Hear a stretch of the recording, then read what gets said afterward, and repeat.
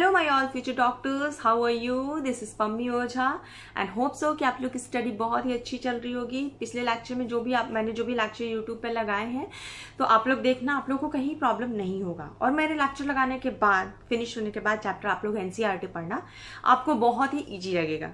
ठीक है, तो पिछले लेक्चर में हमने क्या पढ़ा था? Digestion of food in mouth. वहां पे हमारा कार्बोहाइड्रेट का स्टार्ट हो गया था, डाइजेशन 30%। वहां से फूड ईसोफेगस से होते हुए स्टमक में गया। स्टमक में आपको गैस्ट्रिक ग्लैंड के बारे में हम पढ़ा चुके हैं। वहां पे 3 सेल्स होता है, म्यूकस नेक सेल्स, जो कि म्यूकस निकालता है। स्टमक एसिडिक होता है ना, तो बर्न हो जाएगा ना हमारा स्टमक, पेट बर्न हो जाएगा, अल्सर वगैरह हो जाएगा, तो इसलिए म्यूकस निकालता है ताकि पेट की दीवार जो है वो HCl के कारण बर्न ना हो। ठीक है, उसके बाद हम लोगों ने चीप सेल के बारे में पढ़ा था, जहां से पेप्सिनोजेन, रेनिन और गैस्ट्रिक लाइपेज निकलता था। उसके बाद हम लोगों ने पढ़ा था ऑक्जेंटिक सेल्स, वहां से HCl और इंट्रिंसिक फैक्टर निकलता था। तो ये सारी बातें हो गई थी। उसके बाद आपको हमने लीवर की थोड़ी सी स्ट्रक्चर्स एंड फंक्शंस बता दिया था कि लीवर जो है बाइल फॉर्मेशन करता है और स्टोर कहाँ करता है? गॉल ब्लैडर में, जो कि मस्कुलर सैक लाइक स्ट्रक्चर है। ठीक है, डक्ट सिस्टम बता दिया था कि लीवर से आया डक्ट उसको हिपैटिक डक्ट बोलेंगे, और गॉल ब्लैडर से जो डक्ट आता है उसको सिस्टिक डक्ट बोलेंगे। दोनों आकर के ज्वाइन हो जाता है, जिसको कि हम कॉमन बाइल डक्ट बोलते हैं। वो कॉमन बाइल डक्ट आकर के पैंक्रियाज से होते हुए स्मॉल इंटेस्टाइन में ओपन होता है, और पैंक्रियाज का भी पैंक्रियाटिक डक्ट आकर के फ्यूज हो जाता है। किसके साथ? कॉमन बाइल डक्ट के साथ। तो फ्यूज होने के बाद जो ये स्मॉल इंटेस्टाइन में ओपन होता है उस डक्ट को हम बोलते हैं हिपैटो पैंक्रियाटिक डक्ट। और ये जहां पर ओपनिंग होती है डिओडिनम में, स्मॉल इंटेस्टाइन के डिओडिनम में, वहां पे ये उसकी जो सरफेस ओपनिंग होती है वहां पे एक स्फिंक्टर होता है, जिसको स्फिंक्टर ऑफ ओडी कहते हैं। ठीक है, स्फिंक्टर ऑफ ओडी कहते हैं। ये थोड़ा स्वेलन होता है, कवर किए रहता है सरफेस को, मतलब थोड़ा फूल जाता है वहां पे ये hepatic pancreatic duct to the point. ठीक है, तो ये सब बातें आपको हम लोगों ने पढ़ा दिया है। आज हम पढ़ेंगे पैंक्रियाज से कौन कौन सी जूस निकलती है और कैसे कैसे वो डाइजेस्ट क्या क्या को तोड़ती है। एक्चुअली पैंक्रियाज में ना carbohydrate, protein, fat and nucleic acid चारों तो ब्रेक करने का, चारों के चार ही एंजाइम्स होते हैं। ठीक है, उसके बाद हम स्मॉल इंटेस्टाइन के सेक्रेशंस एंड उसके एंजाइम्स के बारे में पढ़ेंगे। तो स्मॉल इंटेस्टाइन में एक ग्लैंड होता है, क्रिप्ट ऑफ लाइवरकोहन। आप लोग को ये सब पढ़ा चुकी हूँ, क्रिप्ट ऑफ लाइवरकोहन के बारे में थोड़ा सा बता चुकी हूँ। तो ये भी आपको ग्लैंड होता है। ठीक है, यहाँ से भी आपको सेक्रेट होता है क्या? स्मॉल इंटेस्टाइन का एंजाइम्स, जैसे कि आपको हो गया माल्टेज, जिसको हम सकस इंटेरिकस बोलते हैं। और सकस इंटेरिकस में बहुत सारे एंजाइम्स आते हैं, जैसे सुक्रेज, माल्टेज, लैक्टेज। ठीक है, ये सारे एंजाइम्स, डाइपेप्टाइडेज आगे हम आपको पढ़ाएंगे। देखिए, तो ये सारे आपको स्मॉल इंटेस्टाइन के कुछ सेक्रेशंस हो गए। तो चलिए स्टार्ट करते हैं आज का क्लास। ओके, हम लोगों को पता है पैंक्रियाज जो होता है वो हेट्रोक्राइन ग्लैंड है। क्यों हेट्रोक्राइन ग्लैंड है? क्योंकि इसमें एंडोक्राइन फंक्शन भी होता है और एक्सोक्राइन फंक्शन भी होता है। ठीक है, देखो कैसे। ये तो रहा आपका लीवर, ये हो गया लीवर, ये हो गया आपका गॉल ब्लैडर। ठीक है, ये हो गया आपका डिओडिनम। Okay, duodenum. उसके बाद देखिए, ये हम लोगों ने डक्ट के बारे में पढ़ा था। ये हो जाएगा हिपैटिक डक्ट, जो लीवर से आया। ये हो गया सिस्टिक डक्ट, जो गॉल ब्लैडर का डक्ट है। और ये वाला जो हो जाएगा आपको, ये हो जाएगा आपको क्या? Common bile duct. ये सब हम पहले पढ़ चुके हैं। ठीक है, ये क्या होगा? कॉमन बाइल डक्ट आगे की तरफ आएगा और पैंक्रियाटिक डक्ट में आकर के मिल जाएगा। और ये है आपका पैंक्रियाटिक डक्ट, ये है आपका पैंक्रियाटिक डक्ट। ठीक है, उसके बाद क्या होगा कि आपको यहाँ से कॉमन बाइल डक्ट आ रहा है और यहाँ मिल जाएगा, ये देखिए पैंक्रियाटिक डक्ट में मिल जाएगा। ठीक है, और पैंक्रियाटिक डक्ट में मिलने के बाद इसको हम बोल देंगे हिपैटो पैंक्रियाटिक डक्ट। ये हो जाएगा हिपैटो पैंक्रियाटिक डक्ट। ठीक है, दिख रहा है। अब देखिए, जो आपको पैंक्रियाज होता है, ठीक है, ये क्या करता है कि इसका जो एंडोक्राइन पार्ट है वो हार्मोन्स निकालता है। ठीक है। और जो एक्सोक्राइन पार्ट है वो डक्ट के थ्रू सरफेस पे क्या क्या निकालता है, आपको मिल्क निकालेगा, ईयरवैक्स सेक्रेट करेगा, ठीक है, एंजाइम सेक्रेट करेगा, ठीक है। तो इसलिए इसको हम लोग हेट्रोक्राइन ग्लैंड बोलते हैं, पिछले लेक्चर में हम बता चुके हैं आप लोगों को, ठीक है। आज हम देखते हैं क्या कि आखिर ये जो पैंक्रियाज है इसका मेजर काम क्या है। ये मेजर मतलब कि आपको एंजाइम सेक्रेट करता है, ज़्यादा एंजाइम निकालता है, हार्मोन्स कम निकालता है, ठीक है। देखिए, और इसके पार्ट अब आपको बताती हूँ मैं। अब क्या है कि आपको इसकी जो पैंक्रियाज है इसमें आपको दो तरह के सेल्स हैं, ठीक है। एक जो हो गए जो एक्सोक्राइन हैं, काम करते हैं, उनको हम बोलते हैं क्या, उनको बोलते हैं एसिनाई, ठीक है। ये है एसिनाई, यही एक्सोक्राइन काम करते हैं, यहीं से एंजाइम्स निकलते हैं। ये 99% होते हैं पैंक्रियाज में, ठीक है, और यही एंजाइम्स निकालते हैं, ठीक है। और इसमें कुछ सेल्स ऐसे होते हैं, बहुत कम होते हैं, लगभग 1 to 2%, जिसको आइलेट ऑफ लैंगरहैंस कहते हैं, ये है, ठीक है, आइलेट्स ऑफ लैंगरहैंस। ये क्या सेक्रेट करेंगे, ये 1 से 2% होते हैं और ये सेक्रेट करते हैं हार्मोन्स। मैं पिछले लेक्चर में बता चुकी हूँ, इंसुलिन एंड ग्लूकागॉन, ठीक है, हार्मोन सेक्रेट करेंगे। यहाँ तक आप लोग समझ गए। उसके बाद बच्चों देखिए, एक्सोक्राइन पार्ट है, यानी कि ये वाला जिसको एसिनाई बोले हैं, यहाँ से क्या क्या निकलता है, आपको वाटर निकलेगा, वाटर सेक्रेट होता है, एंजाइम सेक्रेट होता है, और आपको HCO3 यानी बाइकार्बोनेट आयन सेक्रेट होता है। क्यों? क्योंकि देखिए, जब हमारा फूड, आपको पता है सलाइवा पे जहाँ पे हमारा pH होता है अराउंड न्यूट्रल, वो स्टोमक में जाते जाते HCl के सेक्रेशन के कारण हो जाता है एसिडिक। आपको पता है ना कि स्टोमक का जो pH है वो आपको 1 पॉइंट होता है, जो कि बहुत एसिडिक होता है। तो डिओडिनम में जब आता है, तो डिओडिनम में आएगा तो डिओडिनम तो बर्न हो जाएगा ना, तो क्या होता है, और डिओडिनम का बहुत सारा अपना एंजाइम है जो कि एसिडिक pH पे काम नहीं करता।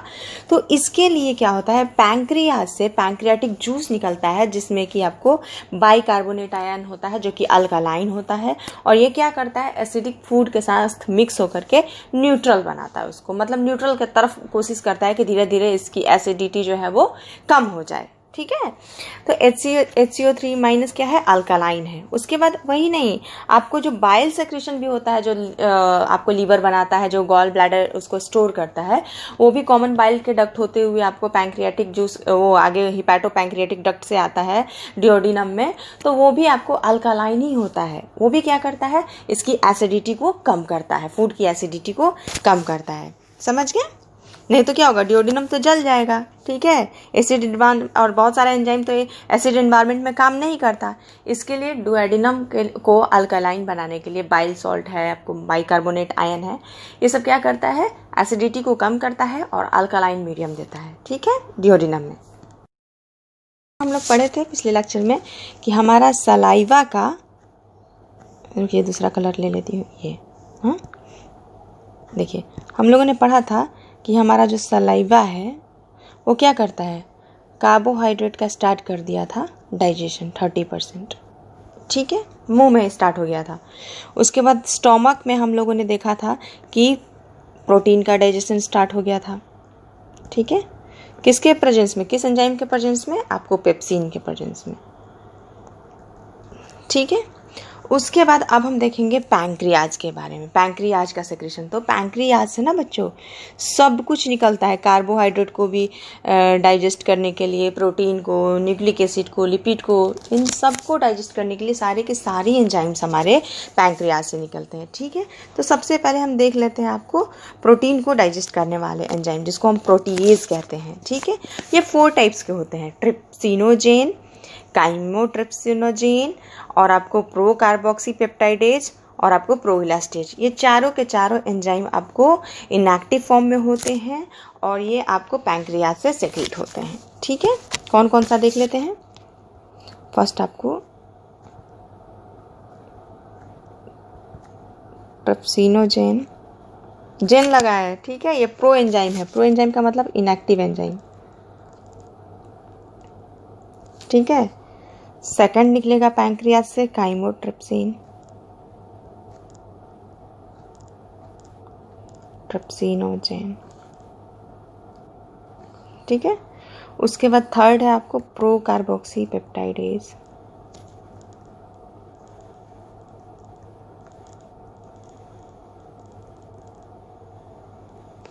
और फोर्थ है प्रो इलास्टेज। ये चारों के चारों आपको इलास्टेज, ये चारों आपको इनएक्टिव फॉर्म में होते हैं। ठीक है, समझ गए। उसके बाद आपको क्या होता है, जो चारों के चारों प्रोटियोलाइटिक एंजाइम जो इनएक्टिव फॉर्म में है उनको एक्टिव करना तो इम्पॉर्टेंट है, तभी तो वो हमारे बॉडी में उनका काम है। ठीक है, तो क्या होता है कि हमारे स्मॉल इंटेस्टाइन में एंटेरोकाइनेज नाम का एक एंजाइम सेक्रेट करता है। कुछ सेल्स होते हैं स्मॉल इंटेस्टाइन में जो कि एंटेरोकाइनेज का सेक्रेशन करते हैं। एंटेरो का मतलब ही होता है स्मॉल इंटेस्टाइन। ठीक है, ये एंटेरोकाइनेज क्या करेगा कि ट्रिप्सिनोजेन पे काम करेगा, वो एंटेरोकाइनेज, और कन्वर्ट कर देगा आपको ट्रिप्सिन में। ठीक है, और ये ट्रिप्सिन एक्ट करेगा काइमोट्रिप्सिनोजेन पे और इसको कन्वर्ट कर देगा काइमोट्रिप्सिन में। ठीक है, और फिर यही ट्रिप्सिन जो एक एक्टिव हुआ, ये रेस्ट ऑल तीनों के तीनों आपको जो भी प्रोटियोलाइटिक एंजाइम है इसको एक्टिव फॉर्म में कन्वर्ट कर देता है। प्रो कार्बोक्सी पेप्टाइडेज को कर देगा आपको कार्बोक्सी पेप्टाइडेज में कन्वर्ट कर देगा, और प्रो इलास्टेज को इलास्टेज में। कौन? सब पे ट्रिप्सिन एक्ट करेगा। ठीक है, और ये चारों एंजाइम जो बने हैं आपको प्रो एंजाइम से, यानी कि इनएक्टिव एंजाइम से, ये सब के सब आपको एक्टिव एंजाइम होते हैं। अब ये काम करने के लिए तैयार है। ठीक है, तो एक तो ट्रिप्सिन एंजाइम हुआ, ऊपर से ये कौन सा आपको काइमोट्रिप्सिन, कार्बोक्सी पेप्टाइडेज, इलास्टेज, ये मिल करके क्या करेंगे, जो भी हमारे जो भी फूड में प्रोटीन है आपको आया हुआ स्मॉल इंटेस्टाइन में, ये क्या करेंगे, पैंक्रियाटिक, ये सब पैंक्रियाटिक एंजाइम है। ठीक है, पैंक्रियाटिक जूस से निकलता है। ठीक है, हमने क्या पढ़ा, पैंक्रियाज दोनों काम करता है, हेट्रोक्राइन ग्लैंड का काम करता है, एंडोक्राइन ग्लैंड का काम करता है। कैसे? आपको हार्मोन्स निकालता है। एक्सोक्राइन फंक्शन करता है, क्या करता है, एंजाइम्स, वाटर एंड बाइकार्बोनेट निकालता है। एंजाइम्स में कौन कौन सा निकलता है, चारों के चारों एंजाइम्स, जो carbohydrate, fat, protein, nucleic acid, चारों को डाइजेस्ट करने के लिए एंजाइम निकलता है। हम प्रोटीन का एंजाइम हम पढ़ लिए, प्रोटियोलाइटिक एंजाइम। ये क्या करेगा, सारे एंजाइम्स मिल करके प्रोटीन का या फिर लार्ज जो भी पेप्टाइड्स होते हैं उनको कन्वर्ट कर देगा स्मॉल पेप्टाइड्स में। मतलब या तो फिर आपको डाइपेप्टाइड में 2 अमीनो एसिड का चेन होगा, इसको हम डाइपेप्टाइड बोल देंगे, या फिर 3 अमीनो एसिड का चेन होगा, इसको हम अमीनो पेप्टाइड बोल देंगे। प्रोटीन की अमीनो पेप्टाइड बोल देंगे। यहाँ पे ऐसी तैसी कर देता है ये सारी के सारी पैंक्रियाटिक एंजाइम। ठीक है, देखा कि पैंक्रियाज से पैंक्रियाटिक जूस निकलता है जो कि चारों कार्बोहाइड्रेट, फैट, प्रोटीन और लिपिड चारों को डाइजेस्ट करने का एंजाइम अपने पास रखता है। ठीक है, तो यहाँ हमने प्रोटियोलाइटिक एंजाइम्स के बारे में हमने पढ़ लिया। अब हम पढ़ेंगे पैंक्रियाटिक अमाइलेज, यानी कि प्रोटीन को डाइजेस्ट करने का एंजाइम हमने देख लिया पैंक्रियाज से जो भी निकलता है स्मॉल इंटेस्टाइन में। अब हम पढ़ेंगे पैंक्रियाटिक अमाइलेज, यानी कि स्टार्च को डाइजेस्ट करने का एंजाइम, स्टार्च को तोड़ने का एंजाइम। ठीक है, हमारे माउथ में स्टार्च 30% टूट जाता है माल्टोज में, हम ये पढ़ चुके हैं। ठीक है, उसके बाद आपको 70% जो स्टार्च है वो आपको माल्टोज में टूटता है। कहाँ? पैंक्रियाटिक जूस के कारण, आपको पैंक्रियाटिक सेक्रेशन के कारण टूटता है। ठीक है, और ये कहाँ होता है, आपको स्मॉल इंटेस्टाइन में हमारा काइम रहता है, और ये क्या होता है, पैंक्रियाटिक जूस आता है पैंक्रियाटिक डक्ट से, हिपैटोपैंक्रियाटिक डक्ट से होते हुए, और हमारे स्मॉल इंटेस्टाइन में आ करके वो सारी की सारी जूस सेक्रेट होती है जो भी आपको पैंक्रियाज से निकलती है। ठीक है, और ये क्या करता है, 70% स्टार्च को माल्टोज में कन्वर्ट कर देता है। ठीक है, मतलब तोड़ देता है। ठीक है, स्टार्च बहुत सारे ग्लूकोज का चेन है, तो क्या होगा, दो ग्लूकोज का चेन होता है माल्टोज, इसको 2 ग्लूकोज के चेन में तोड़ देगा। ठीक है, पैंक्रियाटिक एमाइलेज इसको हम बोलते हैं। उसके बाद पैंक्रियाटिक लाइपेज, जो भी पैंक्रियाज से निकल रहा है उसको पैंक्रियाटिक आगे आप नाम लगा दो। ठीक है, स्टमक से निकल रहा है उसको गैस्ट्रिक लाइपेज बोलते हैं। ठीक है, तो गैस्ट्रिक लाइपेज के बारे में हम पढ़े हैं कि हमारे स्टोमक में थोड़े समय के लिए, जैसे ही जो माउथ से जो भी हमारा बोलस आता है हमारे स्टोमक में। तो जो लाइपेज एंजाइम होता है, गैस्ट्रिक लाइपेज, ये आपको अराउंड 5 to 6 pH के आसपास, क्योंकि आपको पता है स्टोमक का pH 1.8 होता है, एसिडिक होता है, और माउथ में 6.8 होता है pH। तो जो हम बोलस खाएंगे वो तो 6.8 वाला अराउंड न्यूट्रल के आसपास उसकी pH होगी या स्लाइटली एसिडिक होगी। तो क्या होती है कि आती है ना स्टोमक में, तो डायरेक्ट नहीं 1.8 pH हो जाती है बोलस की। वो क्या होता है कि धीरे धीरे होता है, आपको बता चुके हैं हम, जैसे कि आपको 6.8 से 6.5 फिर 6.2 ऐसे करते करते 5.5 to 6 के बीच में जब pH होता है तो थोड़े समय के लिए गैस्ट्रिक लाइपेज एक्टिवेट होता है, तो थोड़ा सा वहाँ पे लिपिड का डाइजेशन होता है, लिपिड टूटता है। लेकिन मेजोरिटी ऑफ लिपिड कहाँ टूटता है? आपको पैंक्रियाटिक लाइपेज से। ठीक है, ये कैसे टूटेगा? तो आपको हम पढ़ा चुके हैं लिपिड क्या होता है। एक ग्लिसरॉल जुड़ा होता है 3 फैटी एसिड से, ये लिपिड है। ठीक है, इस पे हमारा पैंक्रियाटिक लाइपेज एक्ट करेगा। ठीक है, और ये चेंज हो जाएगा डाइग्लिसराइड में। ये है ट्राइग्लिसराइड, क्योंकि 3 फैटी एसिड है, ये हो जाएगा डाइग्लिसराइड। ठीक है, इसमें 2 है आपको फैटी एसिड होगा। कैसा स्ट्रक्चर होगा? एक ग्लिसरॉल होगा और 2 फैटी एसिड होगा। ठीक है, और यहाँ ब्रेक हो जाएगा एक सिंगल फैटी एसिड में। ठीक है, समझ गए? इसके बाद ये क्या हो जाएगा, फिर इस पे एक्ट करेगा और ये मोनोग्लिसराइड में चेंज हो जाएगा, मतलब एक ग्लिसराइड एक फैटी एसिड। ठीक है, और यहाँ पे फिर फैटी एसिड, ये हो जाएगा आपको मोनोग्लिसराइड। यहीं तक डाइजेशन होगा पैंक्रियाटिक जूस से, ग्लिसराइड। ठीक है, उसके बाद आगे ग्लिसरॉल और फैटी एसिड टूटेगा स्मॉल इंटेस्टाइन के अपने एंजाइम से। ये तो स्मॉल इंटेस्टाइन में पैंक्रियाज का एंजाइम आकर के तो इनको ब्रेक कर रहा है ना, स्मॉल इंटेस्टाइन का भी कुछ अपना एंजाइम होता है। ठीक है, उसके बाद देखिए न्यूक्लिक एसिड, न्यूक्लियस नाम का एंजाइम इनको डाइजेस्ट करेगा। ठीक है, अब देखिए जो न्यूक्लिक एसिड हमारा क्या क्या होता है, डीएनए और आरएनए हमको पता है। इनको भी हम लोग खाते हैं, प्लांट सेल या एनिमल सेल, या प्लांट या एनिमल जो भी खाते हैं उसमें तो डीएनए आरएनए होता है ना। तो इनको डीएनए को डाइजेस्ट करने वाले एंजाइम का नाम है डीएनएज। आरएनए को डाइजेस्ट करने वाले मतलब तोड़ने वाले एंजाइम का नाम है आरएनएज। ठीक है, तोड़ करके क्या बना देंगे, न्यूक्लियोटाइड से मिलकर के हमारा बना होता है न्यूक्लिक एसिड। तो ये न्यूक्लियोटाइड में ब्रेक कर देंगे। ठीक है, पैंक्रियाज का हम थोड़ा एंडोक्राइन फंक्शन देख लेते हैं। पैंक्रियाज में मैं पढ़ा दी हूँ आपको कि 1 से 2% आपको कुछ आइलेट्स ऑफ लैंगरहैंस होते हैं जो कि एंडोक्राइन सेक्रेशन करते हैं। क्या करते हैं? यही एंडोक्राइन पार्ट है। इसमें 2 पार्ट होता है ना, एक्सोक्राइन और एंडोक्राइन। एक्सोक्राइन हो गया ये वाला एसिनाई, जो कि 99% होता है। 1 to 2% आपको आइलेट्स ऑफ लैंगरहैंस होता है, यही सेक्रेट करता है आपको इंसुलिन और ग्लूकागोन। मैंने इंसुलिन और ग्लूकागोन का फंक्शन आपको समझा दिया है। ब्लड में ग्लूकोज लेवल को रेगुलेट करने का काम करता है। इंसुलिन क्या करता है, ब्लड के ग्लूकोज को बोलता है हेपेटोसाइट को यानी लिवर सेल्स को कि तुम ब्लड के ग्लूकोज को अपने पास ग्लाइकोजन के फॉर्म में स्टोर करो। और ग्लूकागोन क्या बोलता है कि नहीं नहीं, तुम अपने पास जो भी ग्लाइकोजन रखे हो उसको तोड़ करके ग्लूकोज के फॉर्म में पर चलो ब्लड में दो सबको। एक दूसरे का दुश्मन है। ठीक है, आपस में लड़ते रहते हैं कि तुम ये करो, वो कहता है नहीं तुम उसके उल्टा करो। तो इंसुलिन ग्लूकागोन निकलता है आइलेट ऑफ लैंगरहैंस से। और कहाँ से? हम इसके आइलेट ऑफ लैंगरहैंस का एक पार्ट इनलार्ज करके देखते हैं। सेंटर पे कुछ ऐसे बीटा सेल्स पड़े होते हैं और उसके चारों तरफ ऐसे ऐसे कुछ अल्फा सेल्स होते हैं।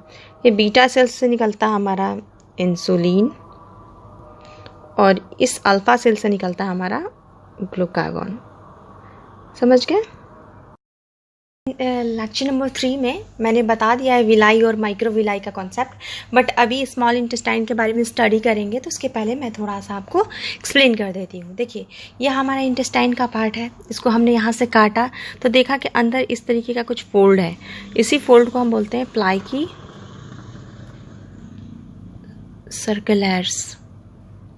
ठीक है, अब हम इस प्लाकी सर्कुलर्स को देखते हैं। ये क्या होता है? ये म्यूकोसा और सब म्यूकोसा का फोल्ड है। आपको बताया था कि जो हमारा गट होता है वो 4 लेयर से मिल करके बना होता है। सबसे बाहर सिरोसा, उसके अंदर मस्कुलरिस, उसके अंदर सब म्यूकोसा, सबसे अंदर आपको क्या हो जाएगा म्यूकोसा। ठीक है, तो देखिए होता क्या है।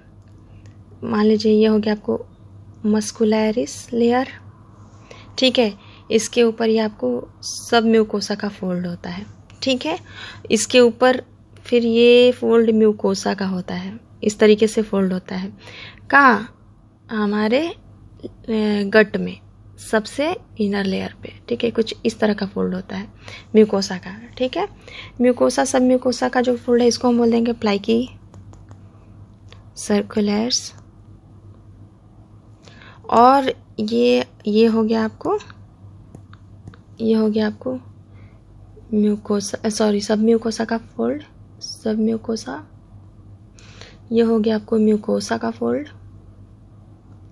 ठीक है। अब देखिए, हमें पता है, आपको बता चुके हैं कि सरफेस एरिया बढ़ाने के लिए ये फोल्ड हो जाती है। इसके ऊपर कवरिंग, किसी चीज़ की कवरिंग किस सेल की होती है, बता चुकी हूँ मैं लेक्चर नंबर 3 में आप लोगों को, ठीक है। फिर से सिर्फ रिवीजन करा रही हूँ। क्या होता है कि हमारी कवरिंग जो स्टमक के अंदर या स्किन के ऊपर जो भी कवरिंग है, एपिथेलियम सेल के कारण होता है, टिश्यू में पढ़ना है, ठीक है। तो क्या होता है, ये हमारे गट के अंदर जो सबसे अंदर लेयर है, ये तो आपका ल्यूमन है, यहाँ पे फूड होगा, ये आपको ल्यूमन है मान लीजिए, ठीक है, ये आपका ल्यूमन है, फूड होगा। तो यहाँ पे क्या होता है ना कि इस म्यूकोसा लेयर पे इस तरह के का आपको एपिथेलियल सेल लगे होते हैं, ठीक है, पूरे म्यूकोसा लेयर पे। और कैसे, यहाँ पे उनकी साइटोप्लाज्म कुछ फिंगर लाइक प्रोजेक्शन सरफेस की तरफ, ल्यूमेन की तरफ निकाल लेती है, ठीक है। तो हम इनको क्या बोल देंगे, ये इनको हम बोल देंगे माइक्रोविलाई, ठीक है। और म्यूकोसा के फोल्डिंग को हम बोल देंगे विलाई, ठीक है। यहाँ तक कोई प्रॉब्लम आई होप सो कि नहीं होगा।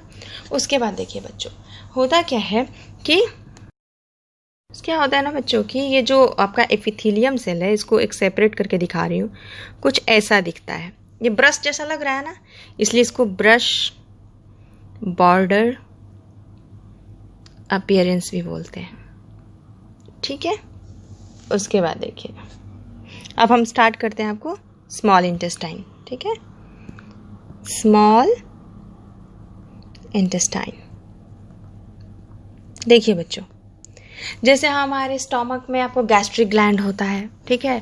तो मतलब मैंने बनाया आपको फिगर सब बना के, जैसे मैंने पैनक्रियाज में आपको एसिनाई और आइलेट्स ऑफ लैंगरहैंस बना करके अपना ग्लैंड हुआ, उसका एक्सोक्राइन पार्ट, इंडोक्राइन सेक्रेशन जो भी है बनाया, वैसे ही हमारे स्मॉल इंटेस्टाइन में भी आपको ग्लैंड होता है, ठीक है। स्मॉल इंटेस्टाइन में कौन सा ग्लैंड होता है, देखिए पहले ये बताइए, ये क्या है, ये क्या है, ये है हमारा विलाई, ठीक है।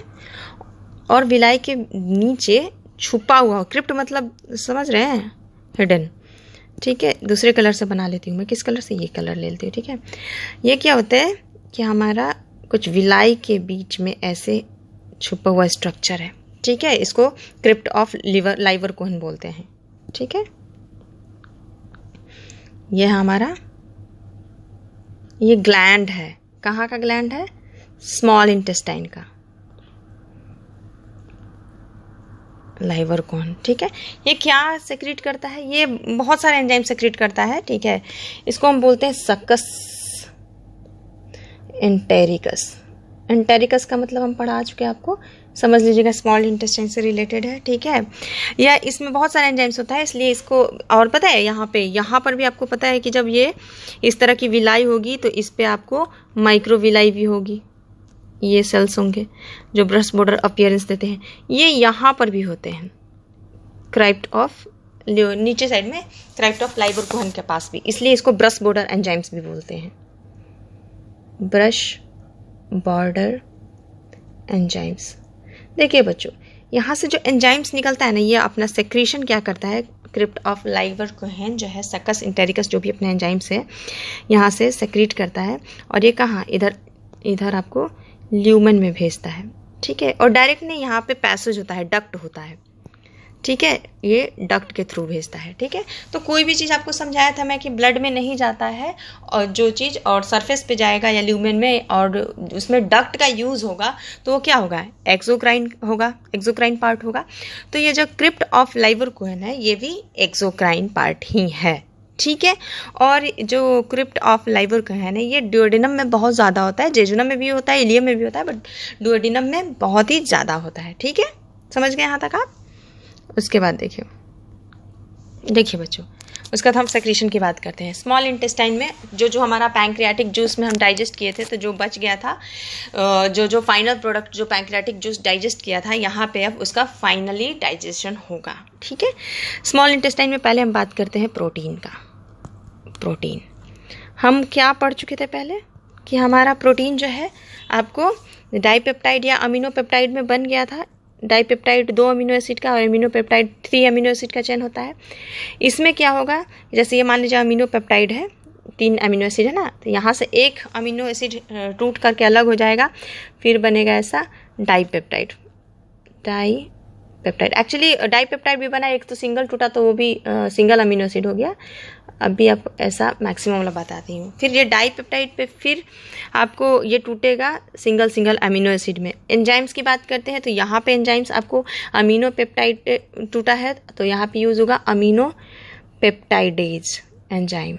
ठीक है, कोई भी चीज़ तोड़ना है उसके लास्ट में एज लगा दीजिए। यहाँ डाइपेप्टाइड को हम तोड़ रहे हैं तो यहाँ पे हम डाइपेप्टाइडेज एंजाइम का यूज़ करेंगे। समझ गए, ये हो गया प्रोटीन। अब हम देख लेते हैं आपको क्या, कार्बोहाइड्रेट। कार्बोहाइड्रेट के हम बारे में आपको पढ़ा चुके हैं।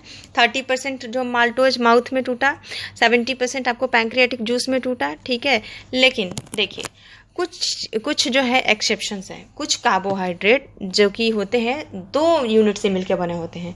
ठीक है, तो 2 यूनिट, जैसे स्टार्च तो ग्लूकोज का यूनिट है, लेकिन कुछ ऐसे हैं जैसे आपको सुक्रोज, चीनी जो हम खाते हैं। ठीक है, तो ये बने होते हैं ग्लूकोज प्लस आपको फ्रक्टोज का।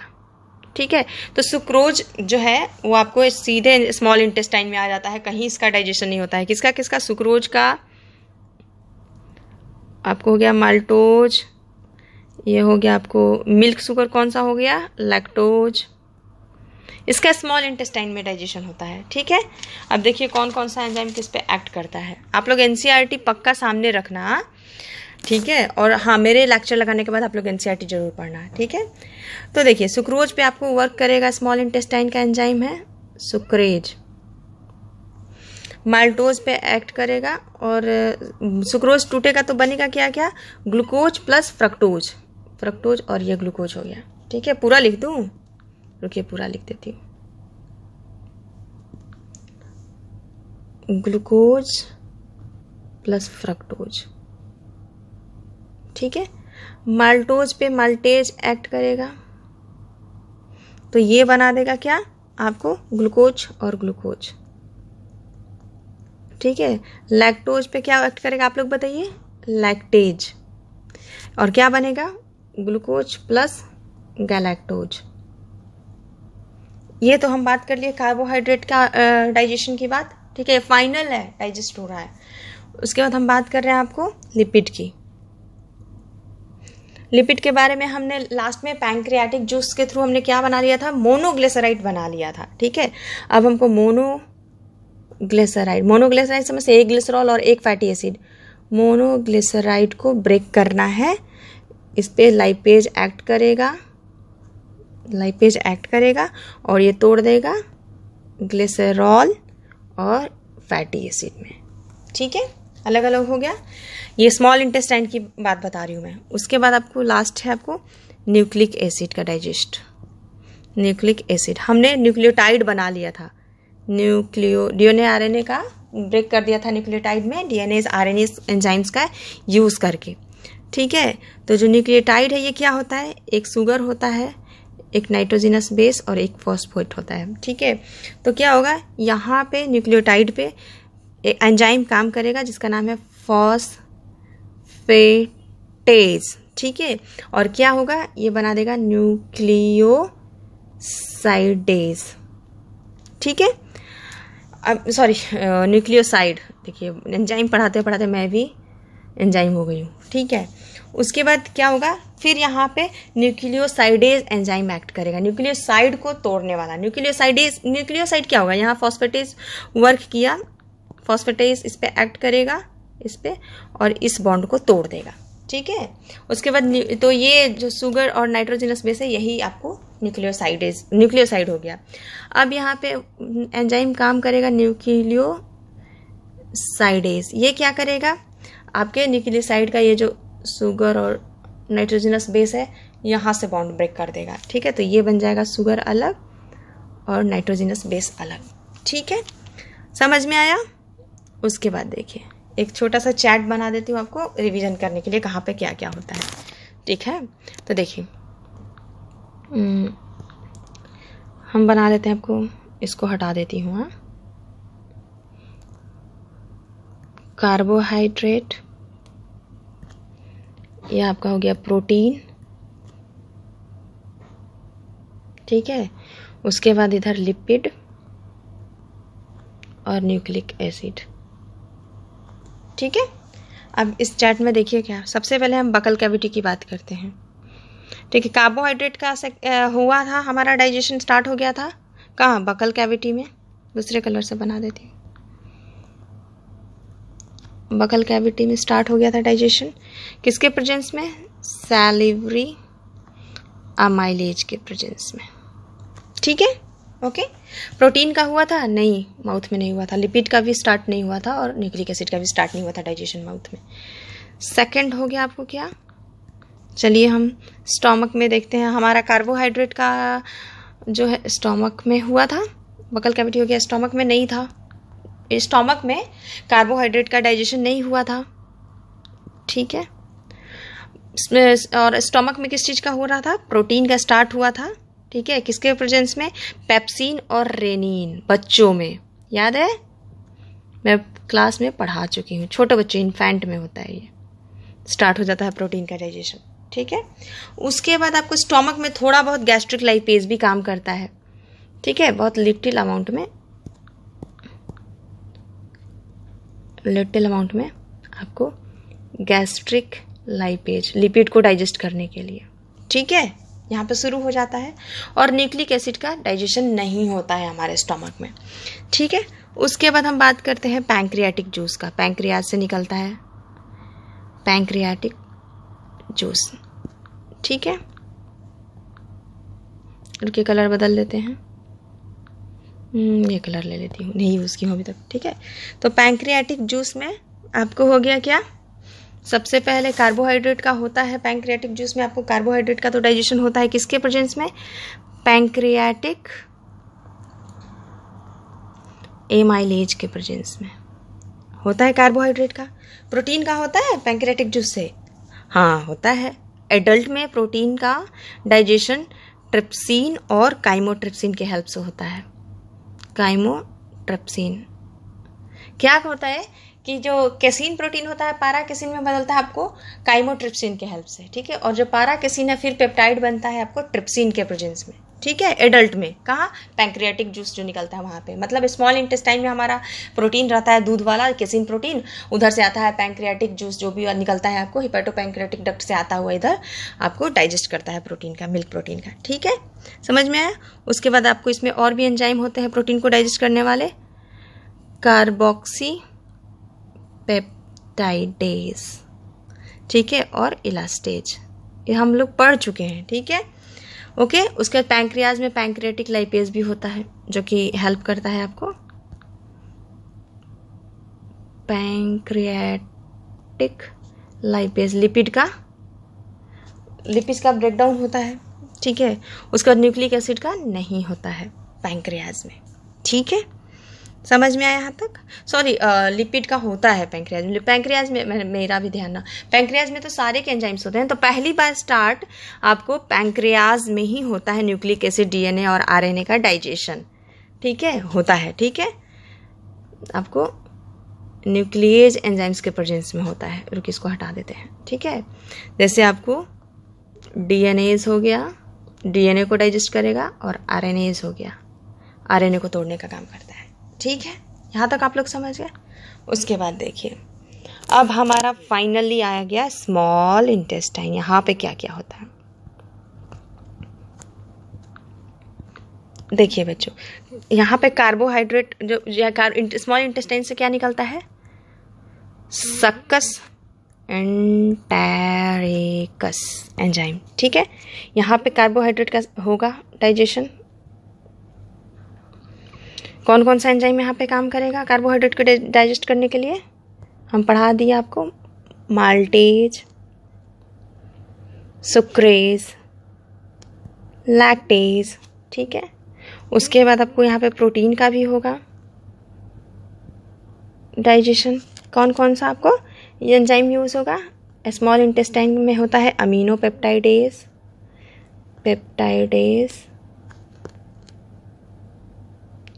और डाईपेप्टाइडेज पेप्टाइडेज। ठीक है, समझ गए।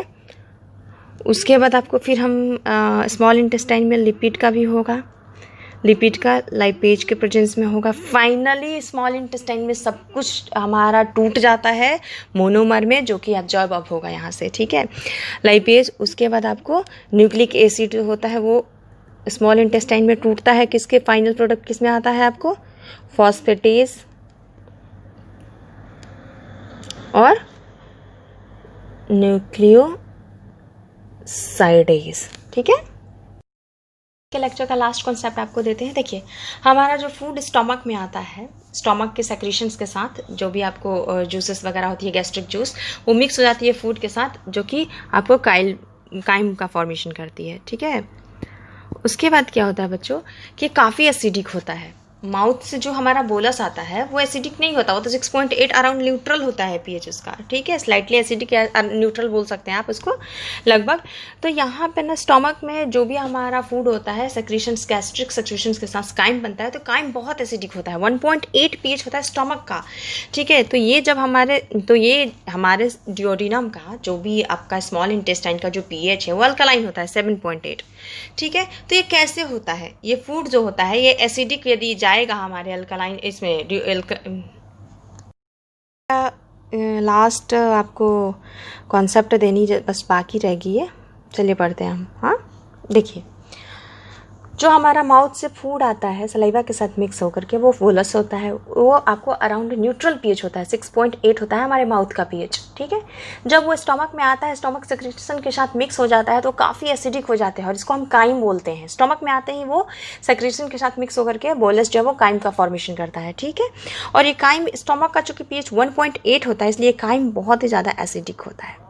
ठीक है, लेकिन हमारा जैसे ही स्टमक से बाहर इंटेस्टाइन की तरफ आता है काइम, ठीक है, तो यहाँ पे जो पीएच वो अल्कलाइन हो जाता है। क्यों अल्कलाइन होता है? क्योंकि सारी की सारी आपकी पैंक्रियाटिक एंजाइम्स और अच्छे जो भी एंजाइम्स हैं, स्मॉल इंटेस्टाइन के एंजाइम्स, वो अच्छा वर्क, अपना फंक्शन एक्टिव जो होता है वो कहाँ करता है? अल्कलाइन मीडियम में करता है। ठीक है, एसिडिक मीडियम पे अच्छे से काम नहीं कर पाएगा आपको एंजाइम। ठीक है, तो इसलिए स्मॉल इंटेस्टाइन हमारा अल्कलाइन मीडियम होता है। ये क्यों होता है आपको बताते हैं। इसके 3 कॉज है। ठीक है, क्या क्या कॉज है कि एक, जैसे कि आपको यहाँ पे समझाती हूँ, हमारा जो गट है वो 4 लेयर से मिलकर के बना होता है। आपको पता है सेरोसा, आपको मस्कुलैरिस, उसके बाद सब म्यूकोसा एंड म्यूकोसा। ठीक है, तो ये हो गया हमारा, देखिए ये हो गया हमारा विलाई। ठीक है, विलाई के नीचे ये हो गया हमारा क्रिप्ट ऑफ लेवरकोइन। ठीक है, ये क्या होता है कि ये सब म्यूकोसा में ही रहते हैं, ये आपको म्यूकोसा का ही लेयर है, ये सब म्यूकोसा में नहीं जाते। मान लीजिए ये हो जाता है आपका, कैसे आपको समझाएं, थोड़ा सा नेक्स्ट स्लाइड ले लेती हूँ। हाँ, देखिए, जैसे कि ये हो गया आपको इस तरीके का लेयर है। ठीक है, ये है आपका म्यूकोसा लेयर, ये है आपका सब म्यूकोसा लेयर। ठीक है, ये हो गया आपको मस्कुलैरिस लेयर और ये हो गया आपको सेरोसा। ठीक है, सेरोसा लेयर। ठीक है, ये हमारा गट का 4 लेयर हो गया। तो हमको पता है जो भी क्रिप्ट ऑफ लाइबोरकोहेन है या फिर आपको गैस्ट्रिक ग्लैंड है, ये सब के सब म्यूकोसल ग्लैंड है, ये म्यूकोसा में ही होंगे। ठीक है, ये जितने भी होंगे क्रिप्ट ऑफ लाइबोरकोहेन, ये म्यूकोसा के अंदर ही रहेंगे। लेकिन एक ग्लैंड ऐसा भी है जो आपको सब म्यूकोसल लेयर में चला जाता है। ठीक है, सब म्यूकोसल लेयर में चला जाता है और उस ग्लैंड का नाम है ब्रूनर्स ग्लैंड। क्या? Brunner's gland. ठीक है, और यहाँ से बहुत ही अल्कलाइन म्यूकस का सेक्रीशन होता है। ठीक है, जिससे कि काइम का पीएच चेंज हो जाता है। तो इस फिगर में आप देखिए, यहाँ पे एक तो हो गया आपको, यहाँ पे हो जाएगा आपको ब्रूनर्स ग्लैंड, ऐसे ऐसे ऐसे ऐसे, यहाँ नीचे में कहीं आपको म्यूकोसा लेयर में हो जाएंगे ब्रूनर्स ग्लैंड। ठीक है, और ये ब्रूनस ग्लैंड जो होते हैं आपको अल्कलाइन बाइल का सेक्रेशन करते हैं। तो यहाँ पे अल्कलाइन होने का क्या क्या कॉज हो गया? एक आपको हमारा लीवर से आया बाइल जूस, वो आपको काफ़ी अल्कलाइन होता है। उसके बाद इधर पैंक्रियाज से हमारा निकलता है क्या? बाइकार्बोनेट, वो यहाँ पे आता है स्मॉल इंटेस्टाइन में सेक्रेट, मतलब उसका होता है, डिस्चार्ज होता है। ठीक है, बाइकार्बोनेट, ये भी अल्कलाइन मीडियम देता है। और थर्ड जो है आपको ब्रूनर्स ग्लैंड के कारण। क्योंकि ये अल्कलाइन म्यूकस का सेक्रेशन करता है। ये तीनों के तीनों सेक्रेशन के कारण हमारा स्मॉल इंटेस्टाइन जो है वो पीएच उसका अल्कलाइन होता है, जिसके कारण सारे एंजाइम्स यहाँ अच्छे से काम करते हैं और हमारा काइम का जो पीएच है वो घट जाता है।